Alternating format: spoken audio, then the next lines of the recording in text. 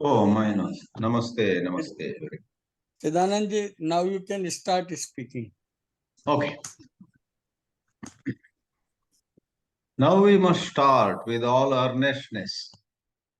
Our topic is earnestness, and alas, many a time, to be frank, we do not have the earnestness to do whatever we take up.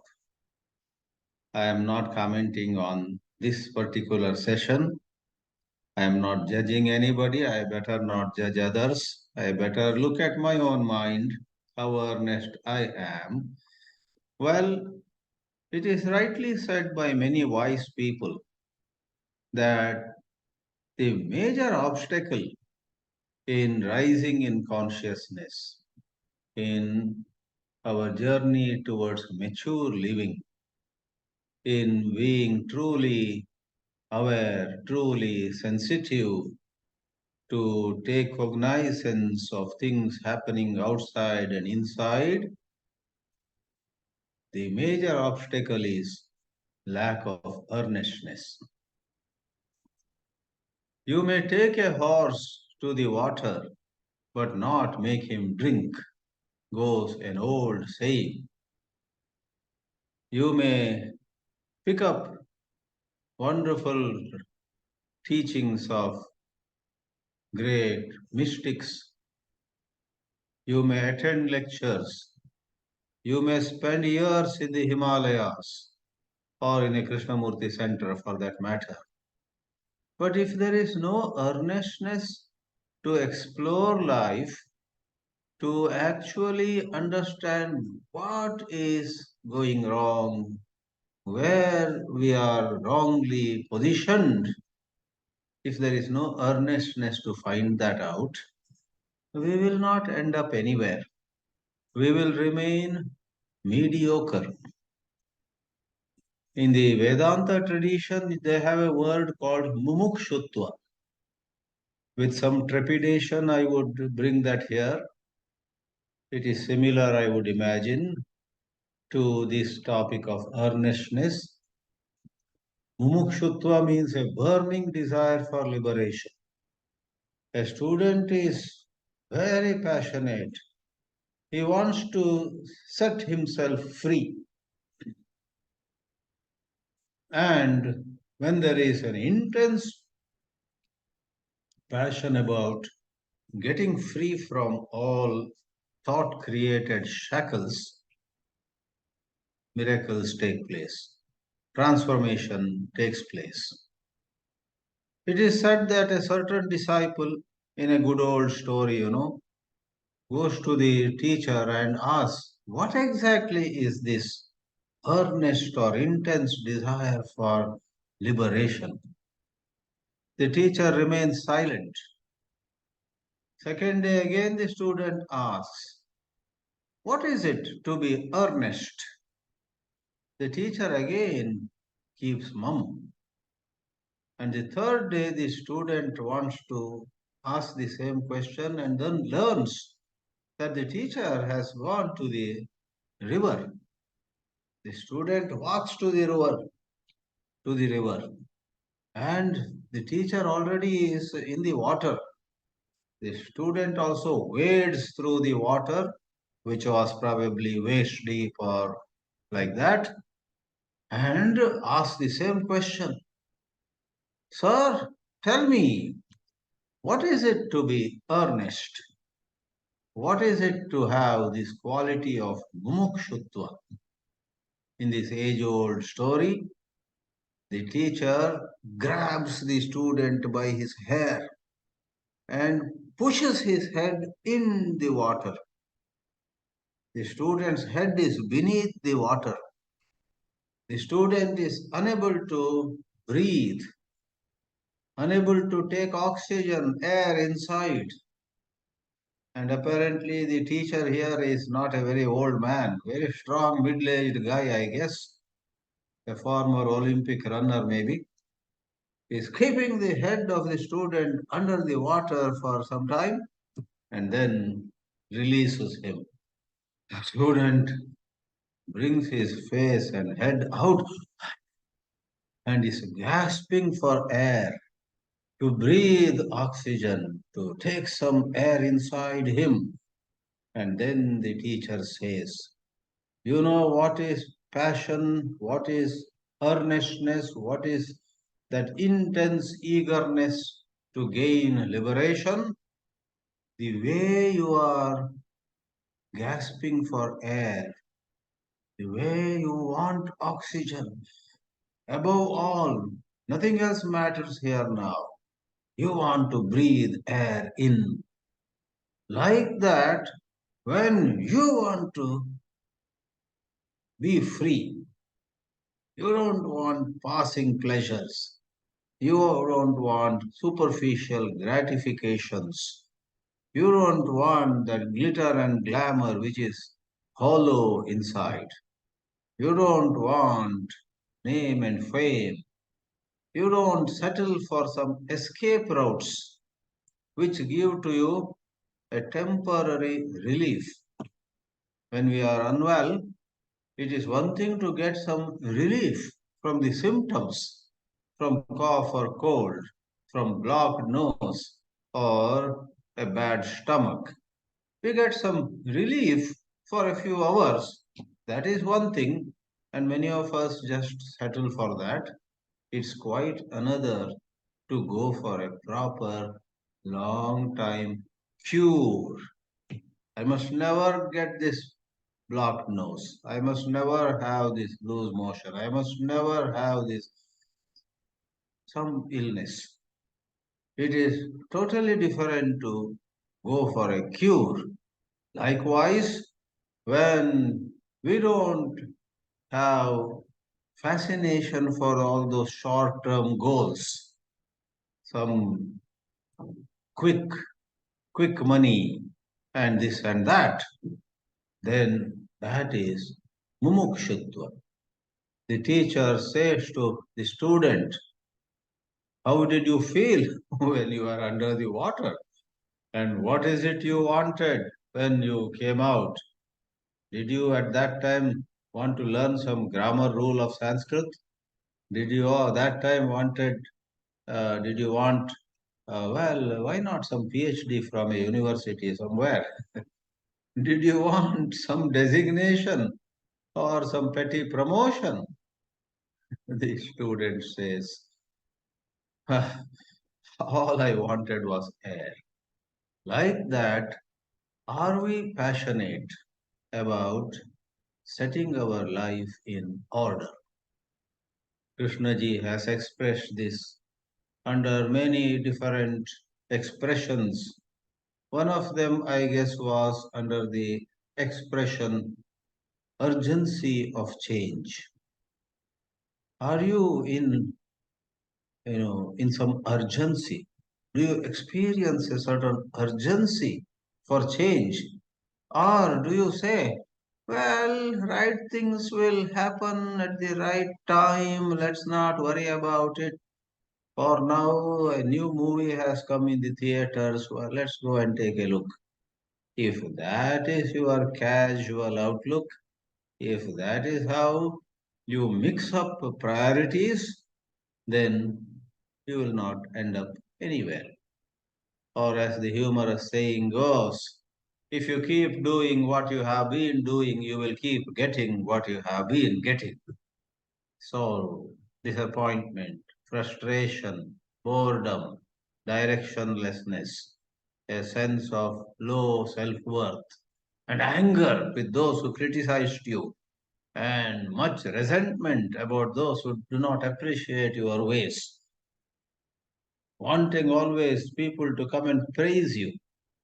And at the least of criticism, well meaning criticism, that too, you fret and fume and you don't want to have anything to do with the lady who found fault with you or the man who tried to advise you something. If that is the plane of consciousness, if that is the egoism with which you live, then how under the sun will you ever be free? I believe Krishnaji said somewhere else, do you realize your house is on fire. A very nice expression indeed. And some people like me who are speakers and writers fall in love with the language and forget the message conveyed. Because we are always eager to give another talk at this Indore group.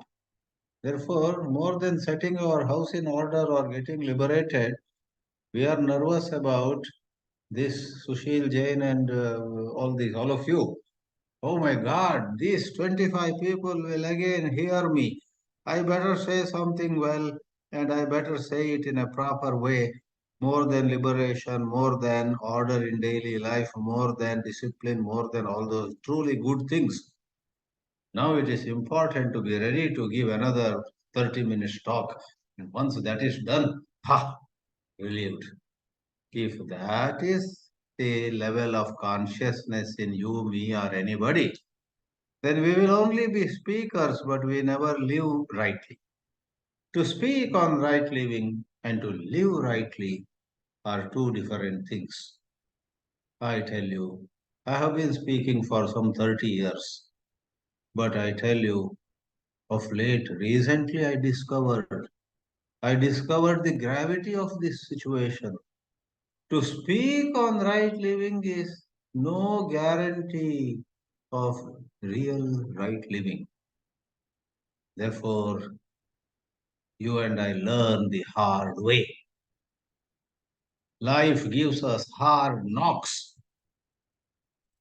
Outer world, as well as our own conscience, our own inner voice says to us, hey, wait a minute. Is this the way you live? Is this the way you have your psychological environment? Is this your lifestyle, your quality of life? I believe there are two expressions, standard of life and standard of living.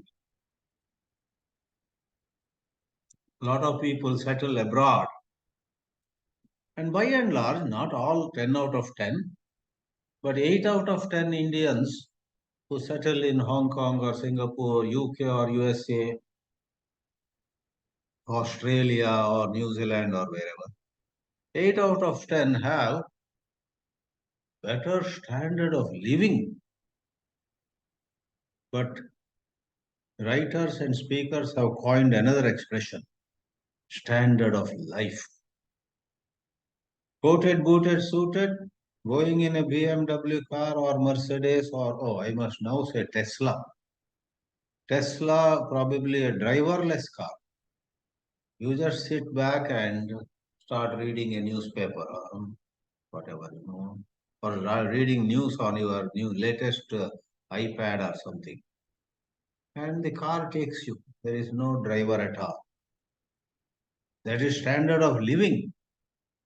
But in contrast, if you were to compare and convey, standard of life is even though someone criticized you, you don't have any grudge against. You don't have any inclination to punish him or see him punished. Even though some people are not very cooperative, you are not negative towards them. On the contrary, you are concerned about getting their cooperation in some good project that you are doing. But suppose you really see things from their point of view. Why are they not cooperative? Why do they go in their own direction than how I desire that they should work? So we sympathize and neither pampering them, members of our team, nor getting angry with them. With a cool head, we inquire, oh, their priority, their angle of view, or their habits have been of certain kind. And really speaking, I have my problems also, my priorities, my habits, my ways of thinking, the angles of view from which I look at situations are also in a groove. I am as inflexible as they are. I am as rigid as they are. I am as foolish as they are. We realize in quiet moments of our contemplation. Then we say, oh my God, all of us are in the same boat. We are sailing in the same boat. They have their prejudices. I have my prejudices. They have their biases. I have my bias. They hate Congress. I hate BJP. And somebody else hates communists. And somebody else hates, you know, everywhere in every matter. We are opinionated. We are already sure. And we are looking for, in psychology, there's an interesting expression. I learned it just a year or two before. Somebody came to me and said, Swamiji, do you know what is called confirmation bias? I did not exactly know. I knew what is confirmation. I knew what is bias. But this expression in psychology, confirmation bias. You know what is confirmation bias?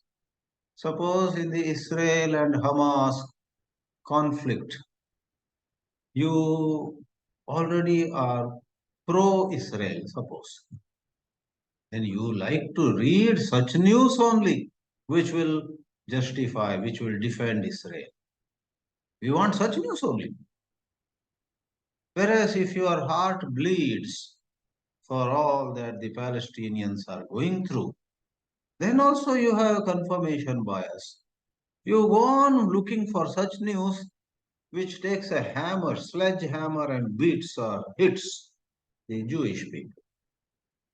Either way, now here we are not trying to say who is right, who is wrong. We are explaining a psychological behavior. You have a bias towards party A, whether it's Congress or BJP, Palestine or Israeli, Ukraine or Russia, that doesn't matter. Or in your own family, some are pro father and some are pro mother. I need not give more examples. Confirmation bias is regarded as a very universal psychological phenomenon. Somehow you feel you belong to a certain camp, and then you actually are looking for material that supports that camp. You watch that television channel only, which supports the camp that you support or you belong to. You want to read or subscribe to that newspaper only, the Hindu or the Indian Express or Deccan Herald or Times of India, whichever newspaper, whichever magazine, whichever TV channel endorses your view, you say, I love this channel. And you don't even mind if they raise their monthly subscription or whatever. So there is a confirmation bias, a certain bias which is hungry for confirmation, which is hungry, thirsty for endorsement. In the middle of the day, I look out and say, oh, it's a dark night now. And I look at all my friends. How many of them will agree with me? Yeah, it is so dark and it is such midnight. Such a foolish behavior. It's middle of the day. But I somehow have the view that it's dark midnight and I want confirmation from all my friends. And if I am a wealthy man who has given enough of gifts to them, they all will say, you are so right. Unusually dark and such midnight it is. Alas. In such consciousness, in that state of mind where we are, spoiling ourselves, how can even a wee bit of earnestness arise? Friends, coming back to the nature of earnestness, of course, it doesn't come by deciding, okay, Chidanandji has said, so tomorrow onwards, for Chidanandji's sake, I am going to be very earnest. It won't work like that. It cannot be to please somebody, to make someone happy. It is only by seeing the vulgarity of living a mediocre life. It is only by seeing the morass of mere habits in which we are sinking, the quicksand in which more we try to rise, we get deeper and go sink deeper and deeper. We see, oh my God, oh, how am I living? I thought I am nowadays bright and getting getting near true freedom. But all I have done is collected enough of language, vocabulary, idioms, phrases. I have collected a lot of books in my shelf, Eastern philosophers, Western philosophers, and some hallowed books in Sanskrit or Persian or Urdu or Arabic or, you know, Hebrew. I believe the original Bible was written in Hebrew. I guess the original Quran must have been in Arabic or Arabic, I guess. So a lot of Indian scriptures are written in Sanskrit. Many Buddhist works, original Buddhist works, are in Sanskrit. And then, of course, in Pali and Prakrit and so on. At Krishnamurti Center, Rajghat, what was his name? I think some Ram Tripathi used to come. He was quite a learned man in Krishnaji's teachings also. But his work at Tibetan Institute, which is today CUTS, Central University of Tibetan Studies, he was a professor there. His work was to take just the Sanskrit works in Buddhism and convert them, translate them into Hindi and probably to Pali, Prakrit, etc. So not only Hindu scriptures, but also many Buddhist scriptures were written in Sanskrit. All right.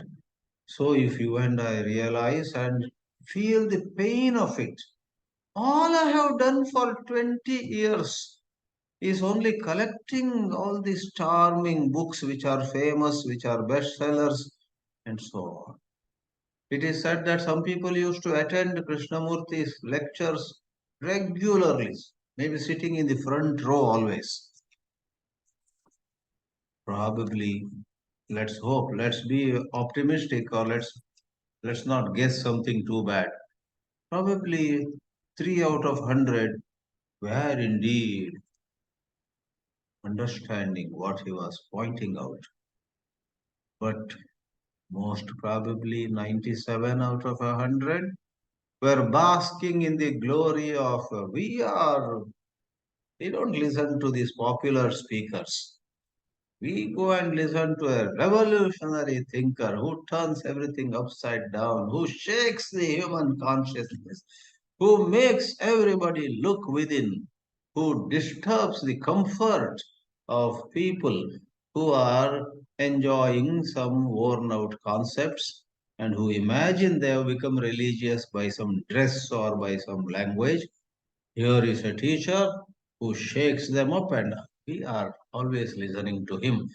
And suppose in the process they don't really listen to the speaker, but they bask in the sunlight of the speaker's you know, popularity or name or fame, then one fine day, let us say, they clearly see that their life has been all as messy as ever, as disorderly as ever. And Krishnaji himself might say with a great intensity, live a life of integrity. In fact, to share with you a personal memory, the only lecture I heard from Sri J. Krishnamurti, which went above my head in 81 in Vasanta Vihar, only lecture I heard live, standing way behind, I was stretching my neck, I was hearing him. I did not understand anything that time, 81 December or 81 January, 8082 ke beach. You know. Many years later, I saw the black and white video in Rajghat study center. I said, this is the one. Yeah, this is the one. This is the one I had heard. I must watch and listen to it carefully once more, or many times more, because that one lecture where I had the opportunity to hear him, he called for integrity. Don't live a double life, do saying something, doing something else. Don't live a life of hypocrisy. Leave aside all these concepts. To put it in my words, I don't remember the words he said, but integrity he emphasized. Integrity, the way he stressed that word, even now echoes in my ears.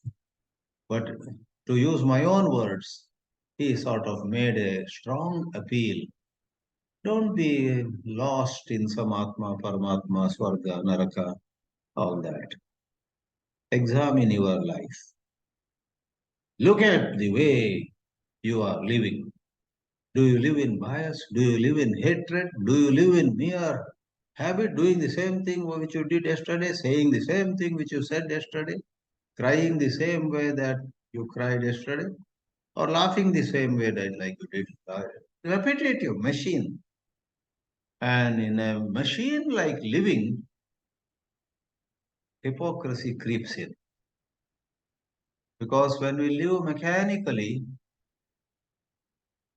we respond without even hearing the other person fully sometimes. In Kannada, Telugu, etc., there is one saying, somebody comes and reports, the ox has delivered a young one.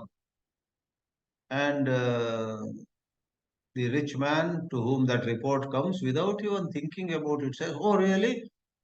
Hope the ox and the young one both are doing well. Tie them properly and take care of them. Can the ox ever deliver a young one? Not a cow. An ox, a male one. That's mechanical living. You and I respond to even grave situations, grave circumstances driven by sheer bias. Later this month, on 19th and 20th, 21st, we have the gathering of Krishnamurti Foundation India in Sahyadri School. Some of you, I'm sure, will come there. Others also may try to come. And the topic is something to do with how the world is more and more divided.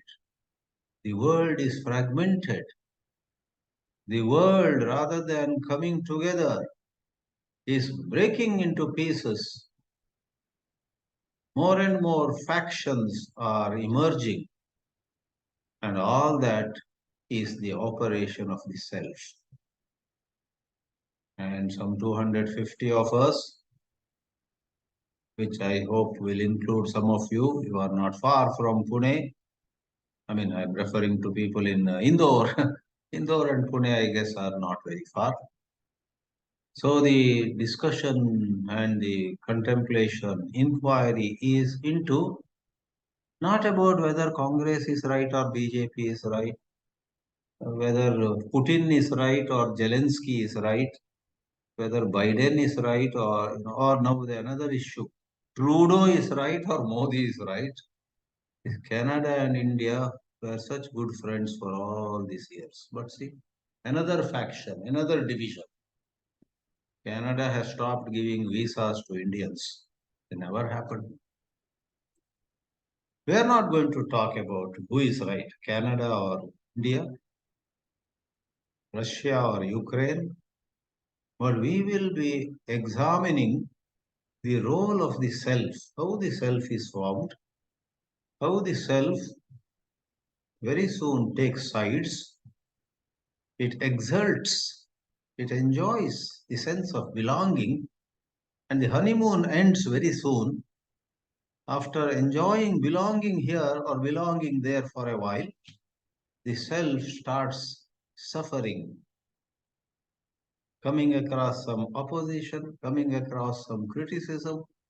It feels insecure. So the self, the insecurity it suffers, the reactions that it then comes out with, and the violence that is unleashed, all that need to be understood Our deliberations will be upon that, into that. So earnestness is possible only when we see directly the mess and how unnecessary that mess is, how unnecessary, unwarranted that disorder is, how all that disorder happened just because of lack of alertness, lack of quiet observation. We are never quiet. And when we are not quiet, things go haywire. When we allow thought to hijack us, when we allow our memories, there too, selective memories, the so-called fond memories and so on, they hijack us. And we then take sides. We lose our objectivity. Then we want to take shelter. We want to take cover under some goody-goody words or some philosophies. That further messes up things. Therefore, this topic, earnestness, let me say at the end, is a certain outlook that accompanies deeper understanding of life's disorder. Thank you.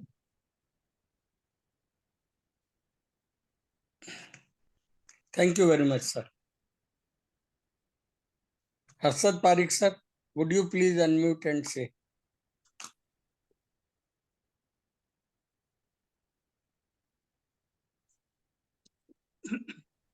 Yes. Are you able to hear? Yeah. Thank you, Swamiji. Earnestness, this is the topic. And different people are earnest for different things. Some people want to be a scientist. Some want passion for business and so on, music or mathematics.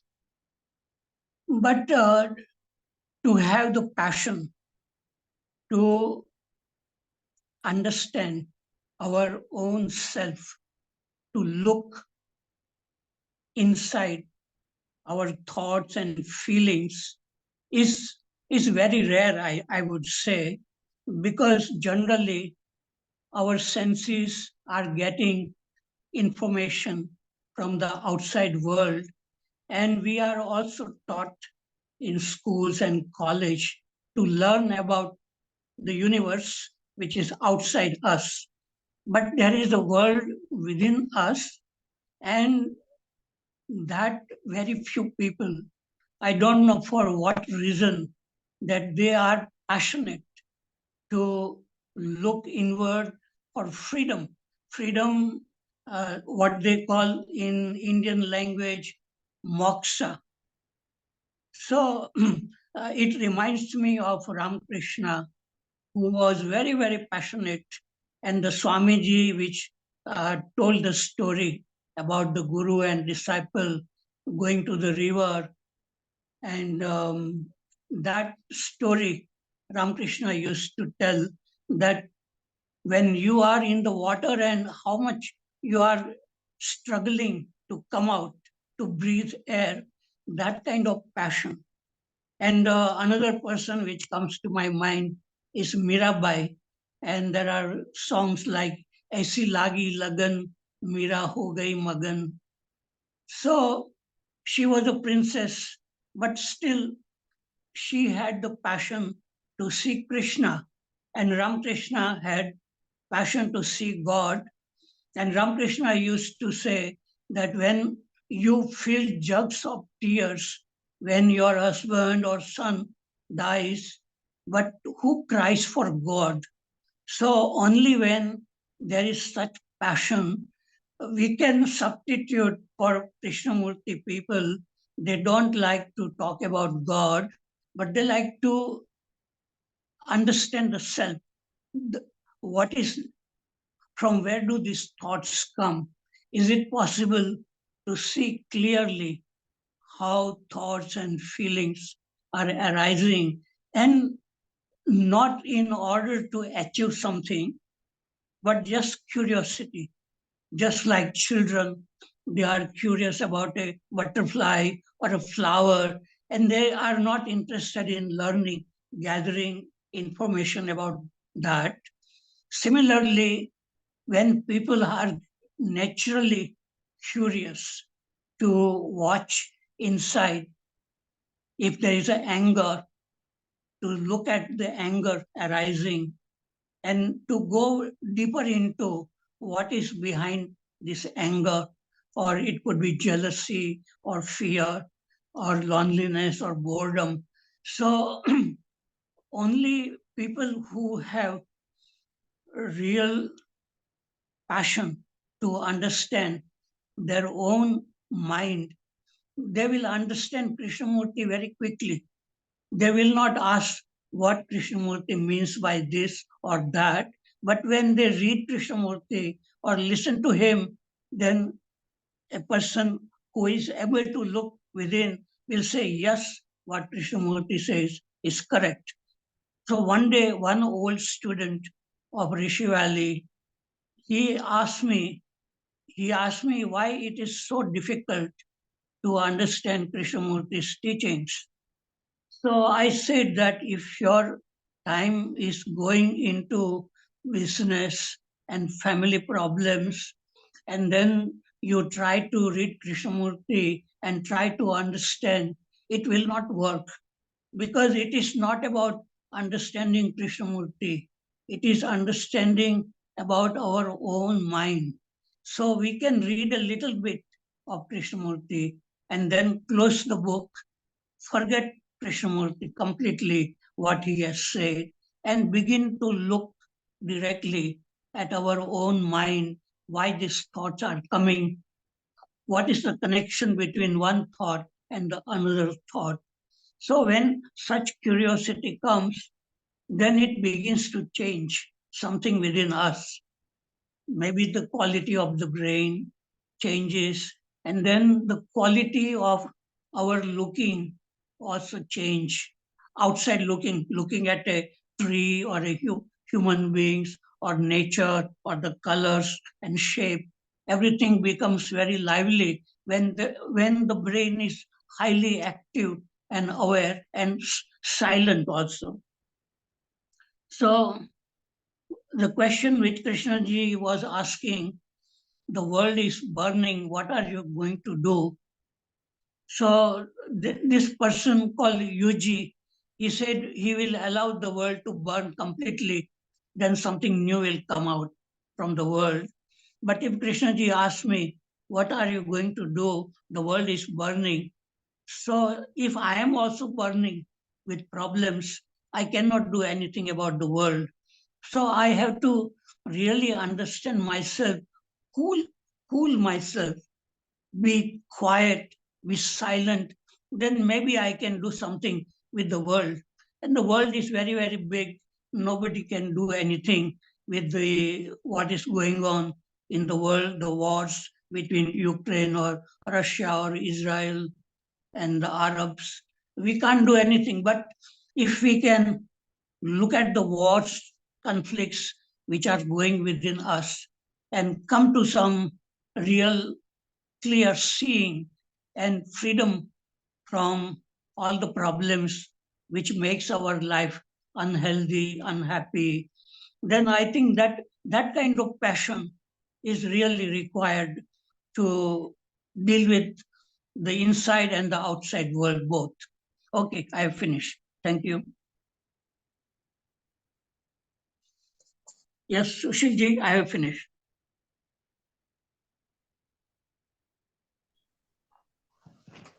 Are you able to listen to me, sir?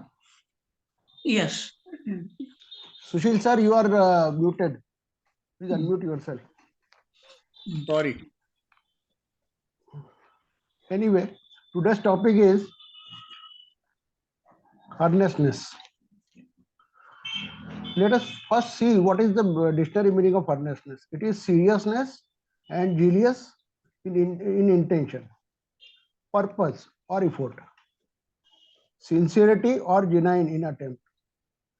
This is similar to the word honest, but earnest person is not necessarily honest. Now, JK used this word with some different meanings. Like when you are already inquiring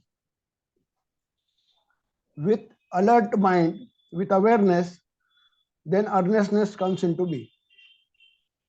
So he has given a different, shown a, rather we should say, he should touch a different aspect of earnestness. Further he says, the man who is follower is not earnest. The man who understands one's capacities, significance, one's actions, etc., is having earnest mind. Further, he says earnest mind is young mind, fresh mind, without any conditioning. He said earnest mind is young mind, fresh mind, without conditioning.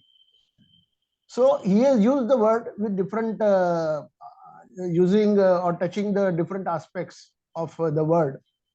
But as far as I am concerned, my views here are, I think this is a superficial sincerity. Normally we use the word earnest with worldly affairs, or somebody is doing business, then whether he is earnest in his efforts or not, etc., etc. As far as spirituality is concerned, in personal dialogue, JK has used word earnest desire.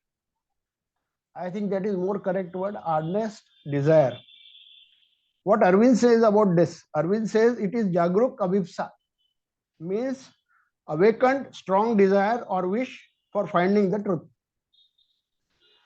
What Maharashtrian saints say, they call it Ishwar Prapti Vishayichi Kalkal, means the innermost restlessness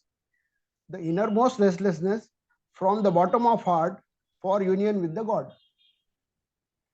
So when you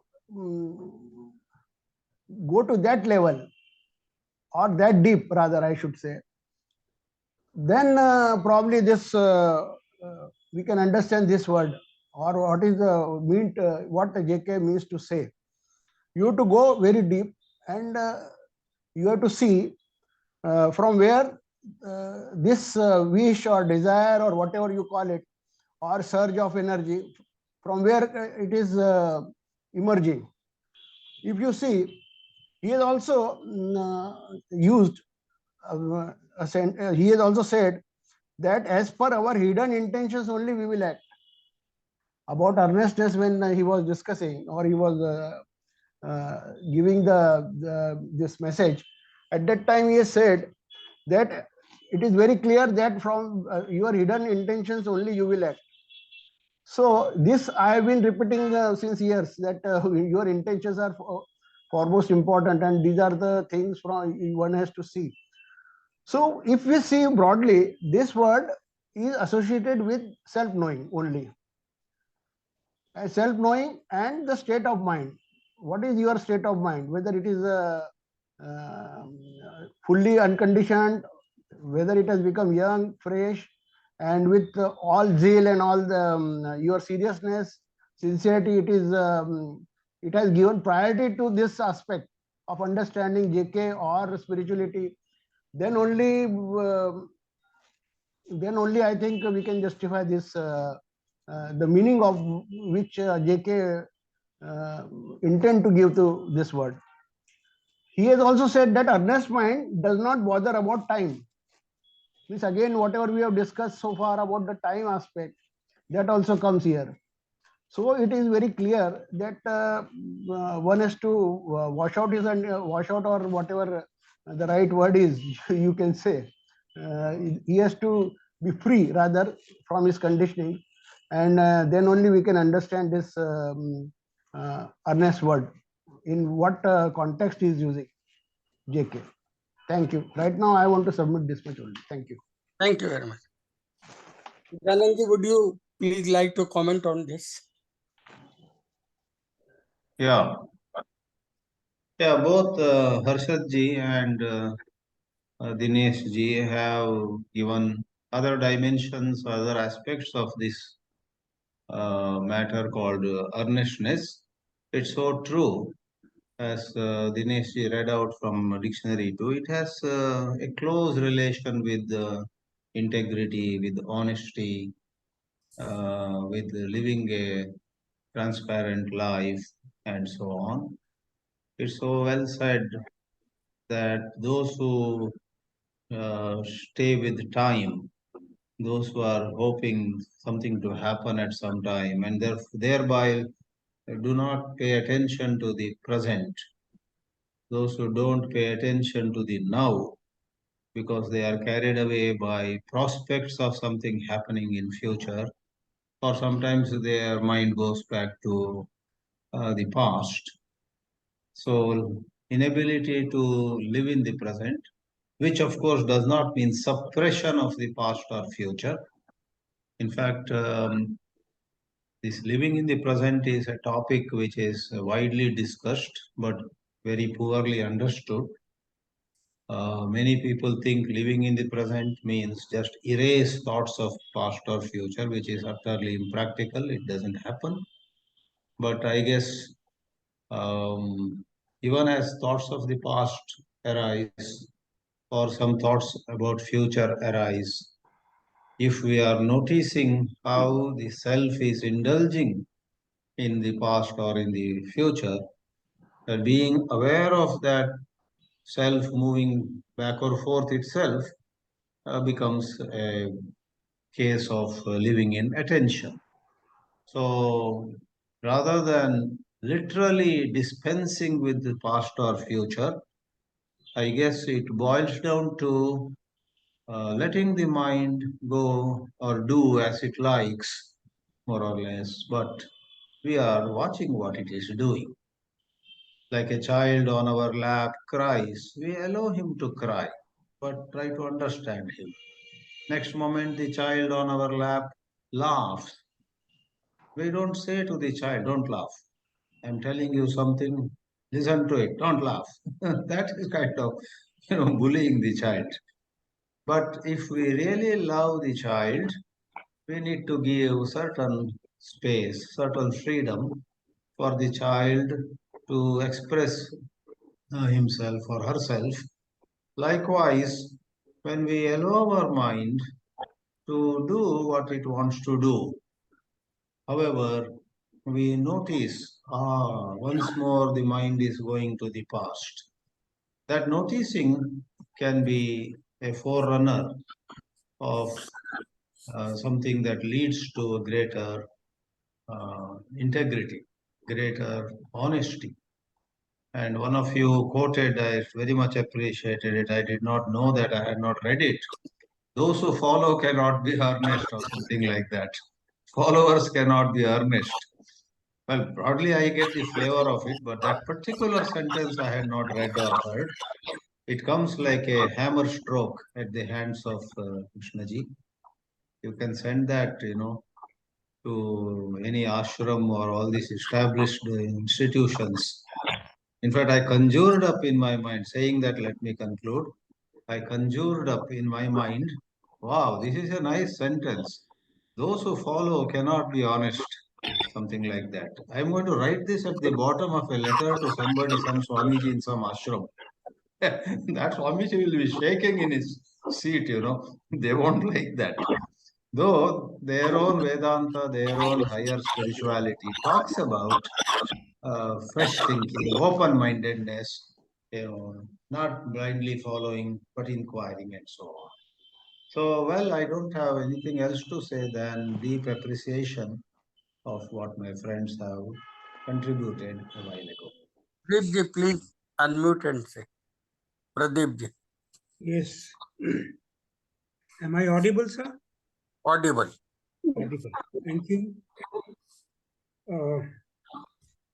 Harshad ji today, right in the beginning, said, Harshad ji, right in the beginning, said something very important, that we are earnest for different reasons. You see, We are earnest for different reasons. I earnestly looked for what JK must have been intending using this word earnestness. You see, and the result was clarity. So the earnestness may be taken as the conditioning to focus one's energies to clearly see its own patterns. You see, Dinesh has talked a lot about what JK said, that there's a number of things, quoting number of ways JK has talked about earnestness. Ultimately, what I find in one of his talks, about 9-10 different expressions, 9-10 different words to express the same thing, ultimately, which means deconditioning, coming out of the conditionings. He used the word no formula, no authority. You see, if one is earnest, then the life reveals itself. One who inquires, who tries to investigate, attentiveness, sensitivity, alert visual perception, understanding of one's own reactions, activities, then awareness ultimately, earnest to find out what is true. Swamiji talked about mumukshatva. You see, dying to everything you know, freedom from the past. So virtually in one talk, I found these 9-10 different ways of bringing oneself to understanding, earnestness to understand life as a whole. And for life, seeing, observing life is from my inside out. So ultimately, it comes back to me. So this is ultimately earnestness can be a character. This can be our character. So how sincere we are in anything that is happening through us, around us, to understand, and that is only possible when we know we start fresh. Always start fresh. So these are the simple things that he talked about when he's talking about earnestness. Thank you very much. Not much to say about any more things. Thank you. Thank you, Pradeepji. Chidanandji, would you please like to say something, as you have to leave 7:15? No, not now. A little No. later I will speak. Okay, sir. Dinesh Waghmare. Are you able to hear me, sir? Yeah, we all are here. Swamiji has used word today, mumukshatu. So I am also wanted to discuss on this and ask Swamiji. In Vedanta, they have called Vivek, Vairagya, Shat Sampatti, Mumukshatva, etc. So it is same what JK is saying. In Vivek, they said what is Sanatan and what is not, means what is permanent, what is impermanent, etc. They also talked about this Vairagya means no interest in the worldly affairs or no becoming and all that. So that has also JK touched. Shat Sampatti, if we go into deep, it is the same thing which JK is telling, in other words. Mumukshatva means earnestness, whatever we are discussing right now, earnestness and all that, and this ardent desire towards finding out the truth, etc. So, how do you relate all these things? Since you are, you know both the this thing in detail. Chidanandji, would you please like to comment? Yeah, I would just respond. See, Vedanta is a very ancient system. Therefore, the language and the areas of emphasis reflect those times, those Gurukula settings, those cultural, environments, and so on. And anything old has its beauty. They say old is gold, but anything old has its sad limitations too. Times have changed, our culture has changed, our family units have undergone a lot of changes. Gurukulas have gone extinct, university education has come, and the social changes these days are too many actually to enlist.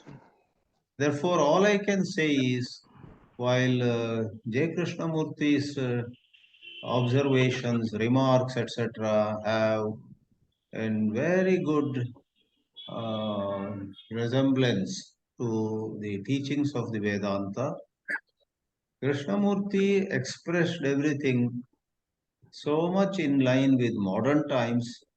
In fact, I agree with those who say that Krishnamurti's teachings or the teachings that Krishnamurti was a vehicle for will be applicable for even 400 years from now.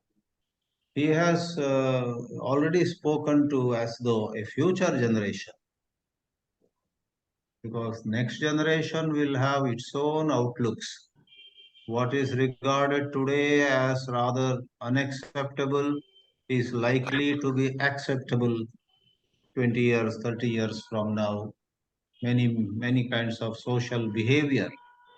Today, a lot of young men and women live together without marriage. After 7 years, 8 years of living together, they marry. And like that, there are so many cases. And Krishnaji cuts through, Krishnaji steers through all of them, without putting upon us some kind of restriction. Come first to this framework, then go into this inquiry, he wouldn't say. Whereas in the Vedanta, generally Vedanta is served on the platter of Sanatana Dharma. Vedanta by itself actually is free of all kinds of do's and don'ts.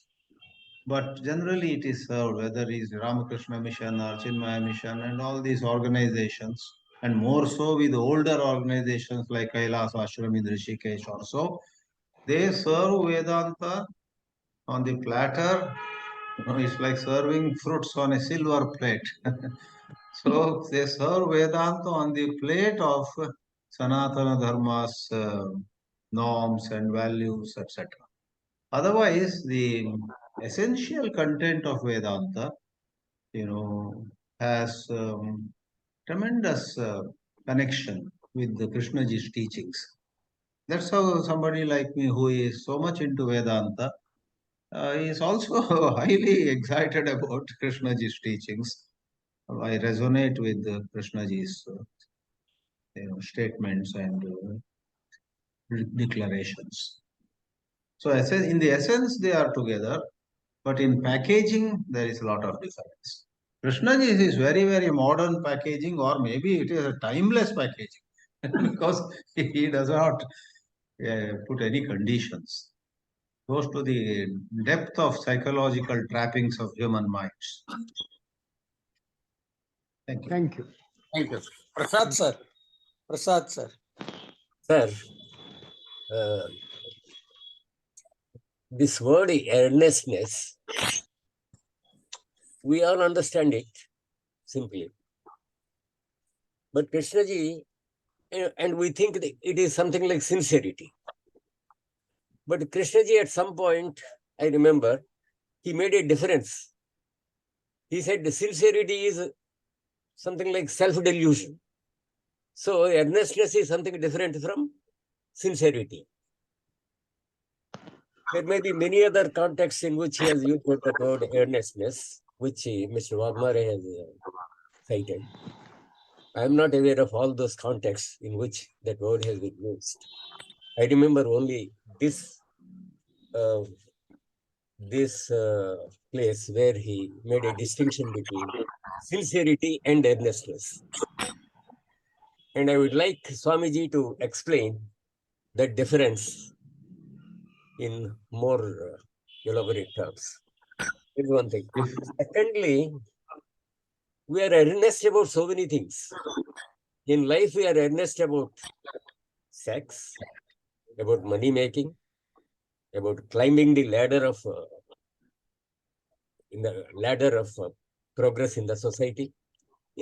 All these things. If I am a general, I would be very earnest about war. I would be very keen to defeat the opponent. So we are earnest in various aspects of life. But that is not the earnestness about which Krishnaji, I think, spoke. For him, earnestness is about finding truth, the ultimate truth, or finding the freedom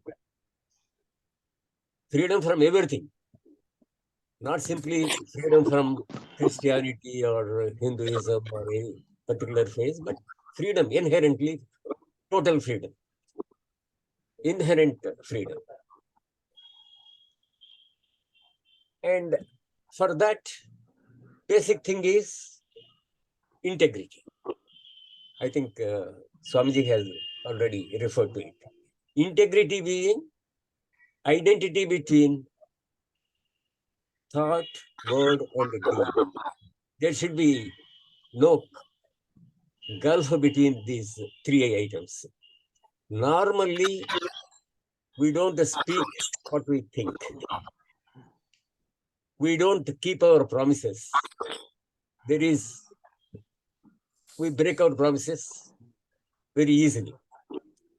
And for Krishnaji, that is not acceptable.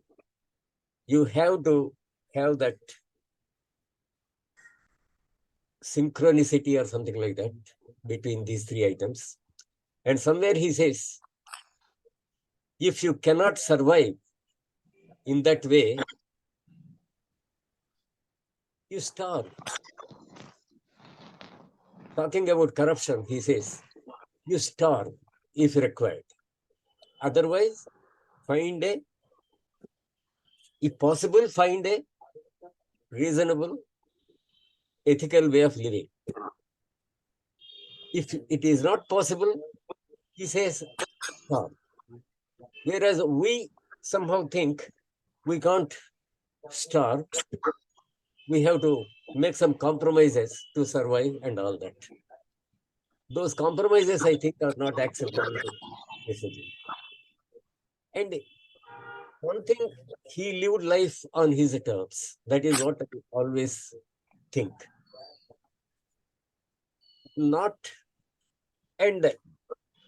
These references to Ramakrishna or Mirabai, etc., etc.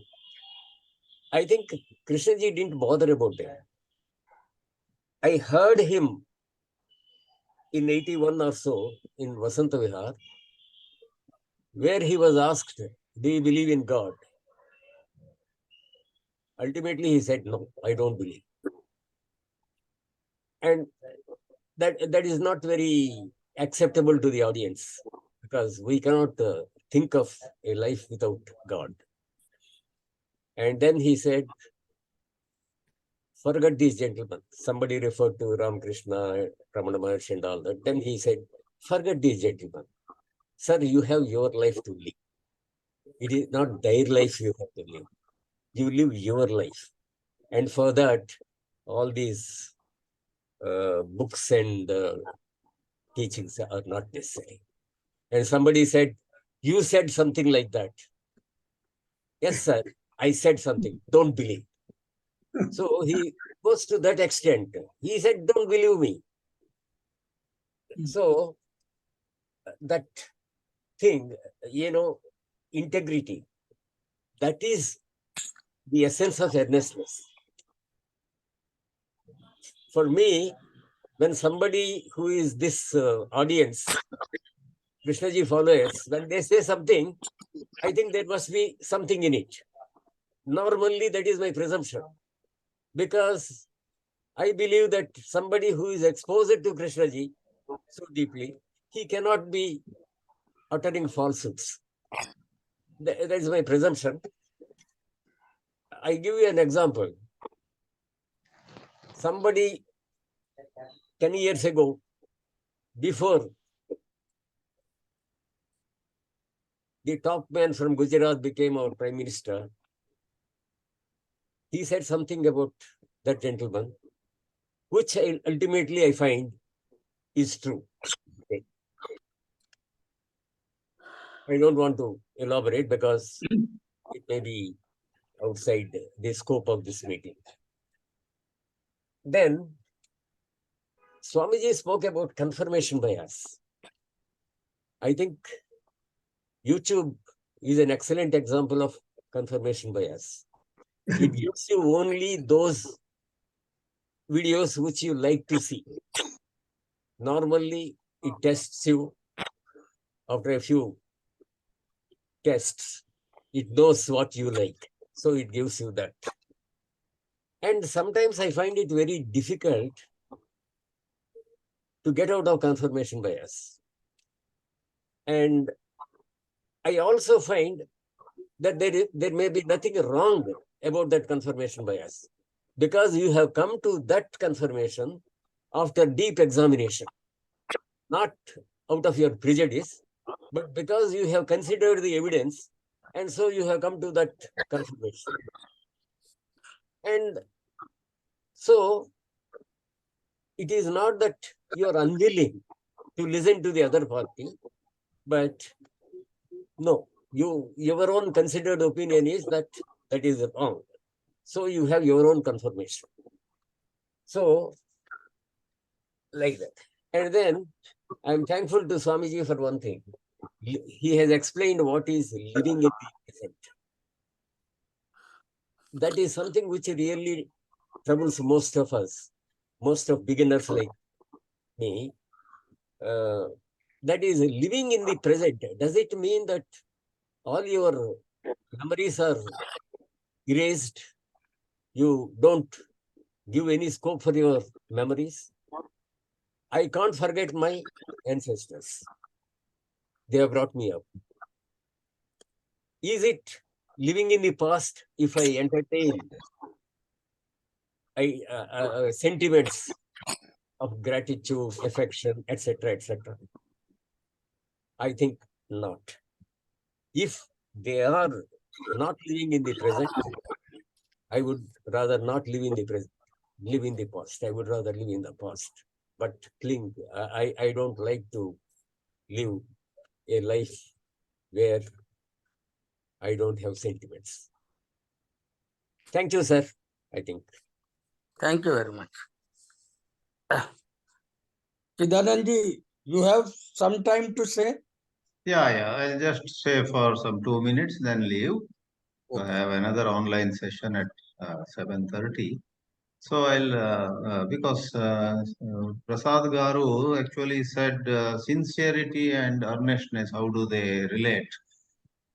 Sincerity, integrity, honesty, and I used in my talk the word passion, eagerness, and then earnestness. All of them surely come together in a certain context, but in some other context, uh, they might not be applicable.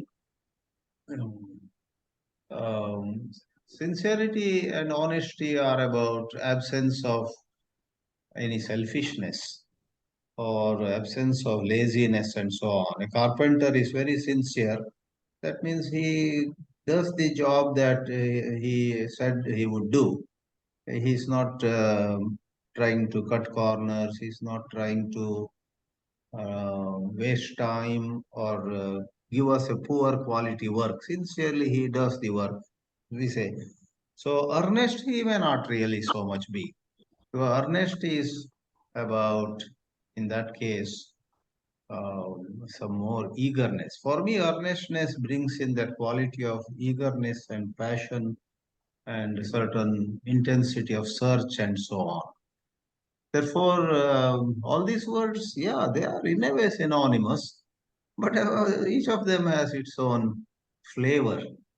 I guess it's like some two or three Carnatic music singers singing a particular song with the same raga, same tala, and all that. I don't know much of classical music, but I'm using. They are following the raga, they are following the tala. They are not changing, they are following the lyrics. But S.P. Balasubramaniam will sing in one way, and M.S. What's her? M.S. Subbalakshmi. She will sing in another way. So there are different flavors. I guess some of these words, and we need the help of many words. Sometimes when we communicate, one word doesn't convey very well to the other. So sometimes additional words are helpful. I'm so glad many of you brought in your own expressions to throw light on this topic. Thank you.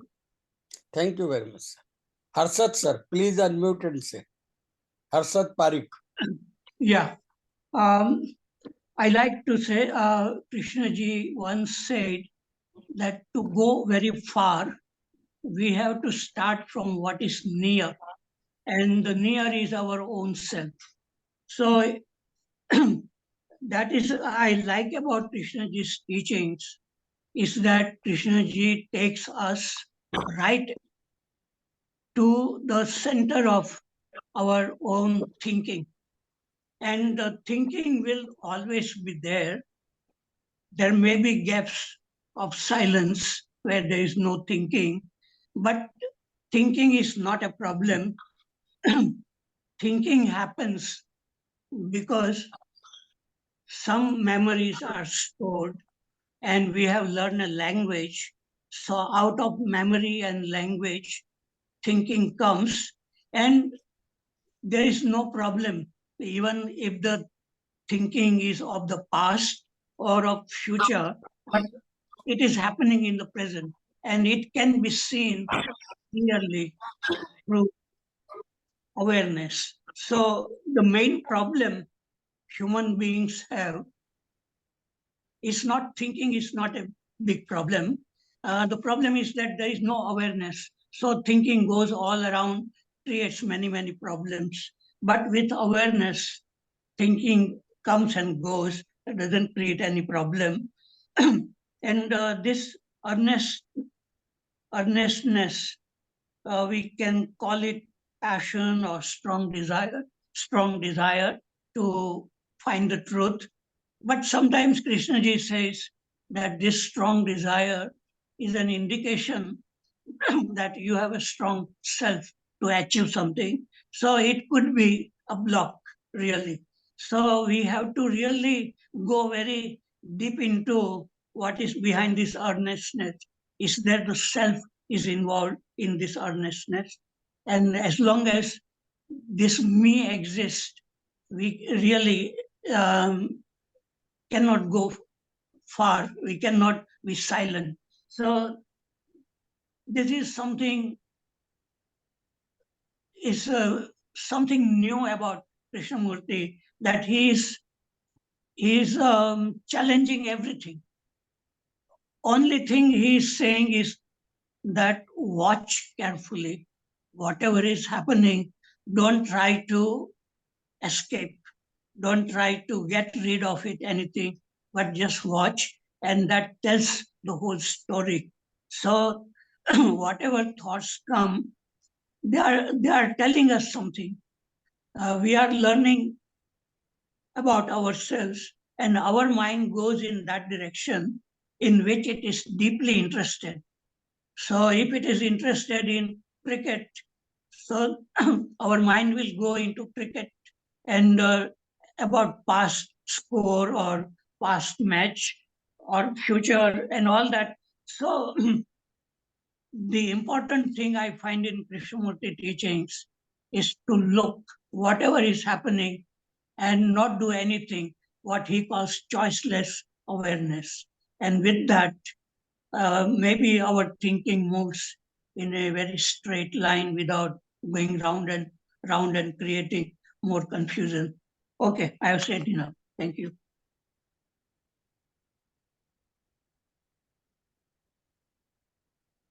Pradeep ji. Yes, yes. A little bit. When I quote that shows my understanding of that particular person, that particular scripture, that particular reference, my understanding of that. This shows that. You see, when I quote, it's a very much part of me. It's very much part of me. At times, this me keeps on repeating certain things. We love so much. Something in me loves so much, some reference, some quotation, some person, some personality. So it's definitely a me. So if we think that I am out of me, no. From my side, ultimately, all these scriptures, all the Upanishads, although J.K. talked about it, that such a beautiful thing was given to you, what have you done with that? So, but he was never giving name to those things, and so that you don't get stuck up there. So ultimately, it is a moment to moment awareness. So nothing comes there, neither Upanishad nor anything, no knowledge. If knowledge is interrupting us, it means the very purpose is defeated. If knowledge is interrupting, if something is there in me, you see, so that will create a problem for clarity, to achieving clarity in a particular moment. So we have to be very clear. It's okay, I can always share something with people. The same food, if I like, I would love to share with some person that you also enjoy the same thing I have enjoyed, because life is same. That's a different thing, but the me remains there very much consolidated as images, as memories, as anecdotes. So many things are there. So thank you very much. This is all I wanted to say.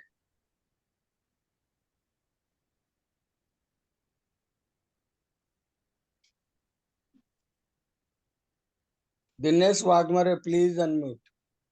What I would like to say, sir, here, let me take the reference of Mr. Verma. Verma is correct. When I say something, it automatically means that whatever I have understood or whatever I have taken in my mind or what is my experiences. But one has to also see, once you know this, then you try to gather the information from the various sources or various this thing, so that you can get the various aspects of it, so that your ego will not come into picture, or it will be diluted. So, for example, I have taken the examples of Maharashtrian sense or Arvind or various aspects shown by the JK. It automatically means that I'm uh, uh, keeping my ego separate, and then I'm trying to see the things. So this is one thing.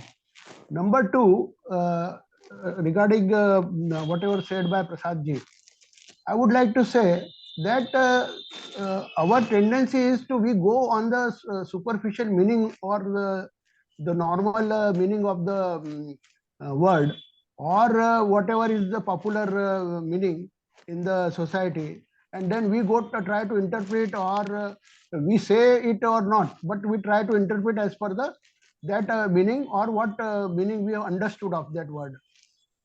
Actually, we should see what are the intentions of the speaker.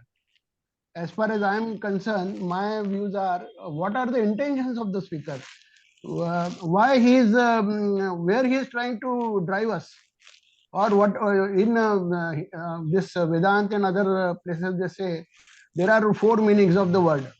One is the normal meaning or dictionary meaning. Number two is your colloquial meaning, or it is used colloquially.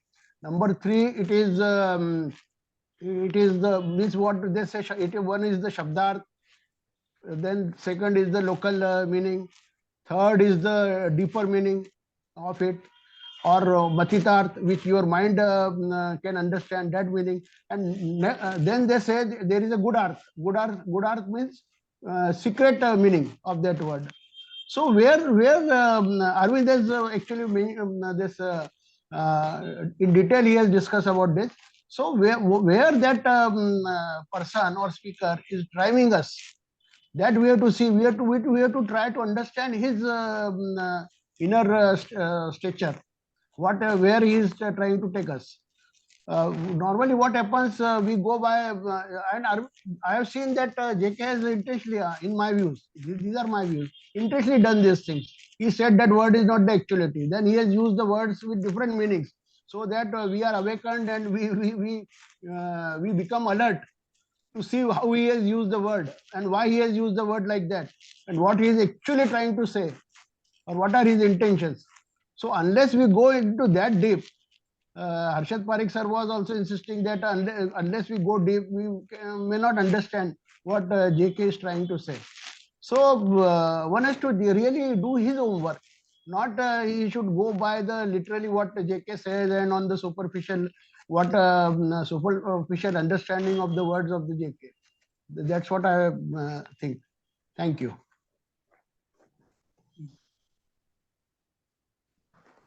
What are the views of Harshad sir on this? Yeah, I feel that there is no authority in this field of learning about ourselves. Two people, they may be very great, but they may be saying something quite opposite. So if we only stick to one teacher and think that everything try to follow, it doesn't work. We have to understand ourselves. Forget about, we can learn from other teachers, no doubt. And while reading something or listening, something strikes us and say, yes, and that is the real understanding, not going into the verbal meaning and explanations and dialogues, but real understanding comes in a flash while really listening.